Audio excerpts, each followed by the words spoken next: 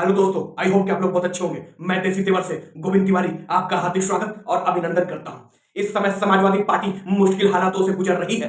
Samajwadi party के सांसद अवधेश प्रसाद जो अयोध्या के सांसद हैं और हमेशा सुर्खियों में बने रहते हैं, यहाँ में मिल्की विधानसभा सीट में उपचुनाव की घोषणा हो चुकी है। अब मिल्की विधानसभा सीट में भाजपा और सपा में खूब तड़ाक भुड़क हो रहा है और आवाज बयानबाजी हो रहा है। एक दूसरे को काटने और छाटने में लगी हुई है, अपना प्रत्याशी निस्तारण और निर्धारण करने के चक्कर में लगी है। एक पार्टी के प्रत्याशी तोड़ने तो दूसरे पार्टी में जोड़ने का काम चल रहा है, क्योंकि मिल्कीपुर का चुनाव नजदीक आ गया है। वहीं पे अयोध्या के फेमस सांसद अवधेश प्रसाद इस समय राजनीति में इतने स्तंभ की तरह अयोध्या के लिए खड़े हैं कि पूछिए मत। अवधेश प्रसाद का मामला ये चल रहा है कि मिल्कीपुर में अपने बेटे को टिकट दिलाने के लिए समाजवादी पार्टी से अप्रोच कर रहे थे, पर उसी में समाजवादी पार्टी के प्रकोष्ठ जिला सचिव सूरज चौहान ने बगावत का माहौल पैदा कर दिया है। समाजवादी पार्टी के कट्टर कार्यकर्ता माने जाते हैं सूरज चौहान। उस समय जब सांसदी का चुनाव चल रहा था और अवधेश प्रसाद उस समय चुनाव लड़ रहे थे, उनका पूरा सपोर्ट कर रहे थे सूरज चौधरी। और सूरज चौधरी से अवधेश प्रसाद ने वादा किया था कि आने वाले उपचुनाव में उनको टिकट दिलाएंगे और टिकट दिलाने के बाद समाजवादी पार्टी से जोड़ के उनको टिकट मिलेगा और लड़ेंगे और भारी मतों से जिताने का भी प्रयास किया जाएगा। पर इस समय मामला कुछ उल्टा पुल्टा ही हो गया है। अवधेश प्रसाद अपने बेटे के चक्कर में पड़ गए हैं। माननीय अखिलेश यादव जी से मिलने के लिए गए थे कि सूरज चौहान को टिकट मिल जाए, पर बात वहां उलट पुलट हो गई और सूरज चौहान का नाम तक नहीं लिया गया और उसमें अवधेश प्रसाद जी ने अपने बेटे का नाम लिया और अपने बेटे को टिकट भी दिलाने का प्रयास कर रहे हैं। उसी समय सूरज चौहान ने पूरा बगावत कर दिया है और मीडिया वालों से कहते हुए फिर रहे हैं कि हम अवधेश प्रसाद पर परिवारवादी कर रहे हैं, परिवारवाद को बढ़ाने की कोशिश कर रहे हैं। और हमने लोकसभा विधानसभा सीट पे जब चुनाव हुआ, समाजवादी पार्टी के साथ जुड़कर चुनाव लड़वाने का कोशिश कर रहे थे।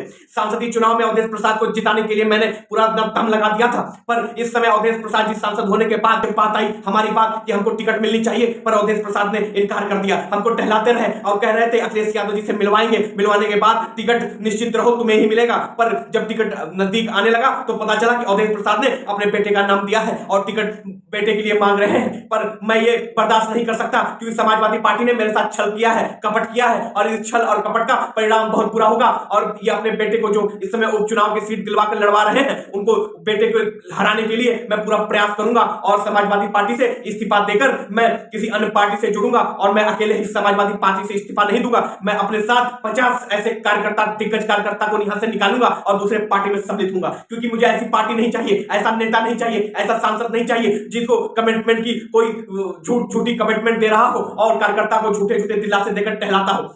और मैं अवधेश जी से कहना चाहता हूं कि अब बहुत हुआ सम्मान, अब मिलते हैं उपचुनाव में। और अपने बेटे को जो टिकट दिलवाया है, चुनाव लड़वा रहे हैं, उनको 50,000 वोटों से ना हरवाया तो मेरा भी नाम सूरज चौधरी नहीं। सूरज चौधरी ललकारते हुए ये अवधेश प्रसाद जी के लिए बहुत बड़ी नुकसान का सामना करना पड़ सकता है, क्योंकि सूरज चौधरी का अपना भी वर्चस्व है, अपना ही औहदा है। उस मिल्कीपुर विधानसभा में सूरज चौधरी का नाम है, रुतबा है और समाजवादी पार्टी के नाम से भी जाने जाते हैं कि नेता गद्दावर है। सूरज चौधरी इस समय जो बगावत में उतर आए हैं, इसमें अवधेश प्रसाद को बहुत बड़ा नुकसान का सामना करना पड़ेगा। आगे ये देखना है कि मामला कहां तक तूल पकड़ता है, क्योंकि इसका जो फायदा है भारतीय जनता पार्टी उठा सकती है और हो सकता है सूरज चौधरी भारतीय जनता पार्टी को ज्वाइन कर सकते हैं। अगर भारतीय जनता पार्टी को ज्वाइन कर लिया तो समाजवादी पार्टी के लिए और अवधेश प्रसाद के लिए और बहुत बड़ी समस्या और भी खड़ी हो सकती है। पर इस समय एक मामला और भी सामने आ रहा है। सुप्रसिद्ध टीचर खान सर इस पुलिस हिरासत में गए, उनको अरेस्ट कर लिया गया था। इसका मामला क्या है? इसका मामला यह था कि बीपीएससी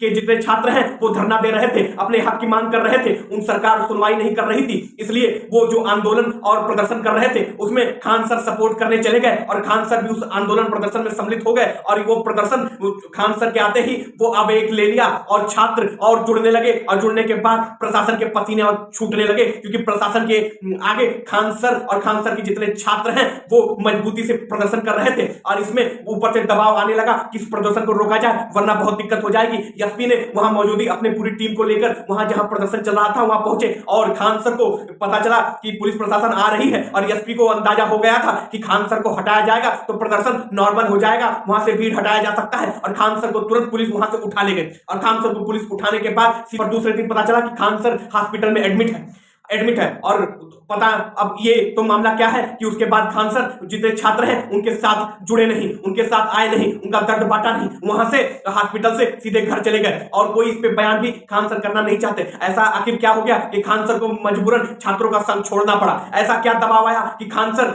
परेशान दिखाई दे रहे हैं। अचानक थाने पे पहुंचने के बाद सीधे हॉस्पिटल में कैसे पहुंच गए, ये मामला सुलझ नहीं रहा है, उलझते जा रहा है। और मीडिया खान सर से बार बार ये सवाल पूछ रही है, पर खान सर इसका जवाब देते नजर नहीं आ रहे हैं, इस सवाल से बचते नजर आ रहे हैं। अब ये आगे चल के पता चलेगा कि ये मामला कहां है। तब तक ऐसे ही वीडियो को देखने के लिए चैनल को लाइक करें, शेयर करें, सब्सक्राइब करें। मैं मिलता हूं अगले ब्लॉग में, तब तक के लिए जय हिंद, जय भारत।